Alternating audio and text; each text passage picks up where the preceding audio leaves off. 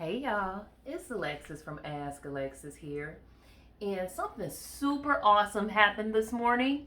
One of my clients and also a coaching colleague reached out and assembled a circle of support with 5 people and was like, I just need y'all to encourage me. And it was amazing at the amount of instant love and support and lifting up that immediately happened from everybody on that call. And it made me think about on this Transformational Tuesday, um, it made me think about a time I was facilitating in alternatives to violence, and we had to do an exercise where we had to give affirmation to the person in front of us for a minute straight. And what that meant is they had to tell us something that they wanted to be like recognized and appreciated for, and then we had to spend a minute giving them that recognition and appreciation. And this was a few years ago, well before I had done a lot of the work I've done since then. And I'm going to tell you something. That exercise was exceptionally difficult for me because I didn't realize how much my mind was programmed to criticize and be looking for what I didn't like because I grew up in a hypercritical household where all you got was correction for what was wrong and peace if everything was perfect.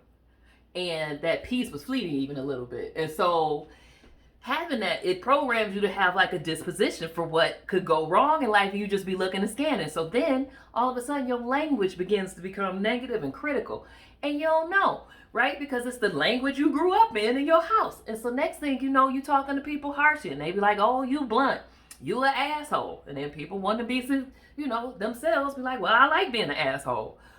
Yeah, but if you like being an asshole, you probably don't like having friends, right? Unless they're also assholes, because birds of a feather flock together.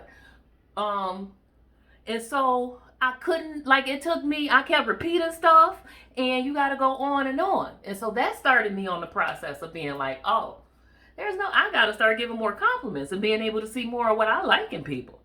Because if I can't how can I expect people to affirm me and see the good in me if I can't see the good in nobody else?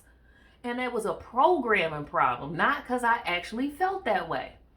So I worked at it, y'all. And now I can give the compliments. And back to that call this morning, it was, first of all, I believed the stuff, but it was easy to go on and list accomplishment after accomplishment and accomplishment.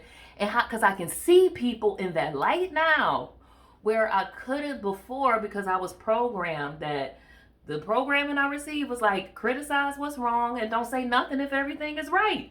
That didn't mean I was trying to be a jerk. It didn't mean that I knew, I don't understand why people were so mad at me.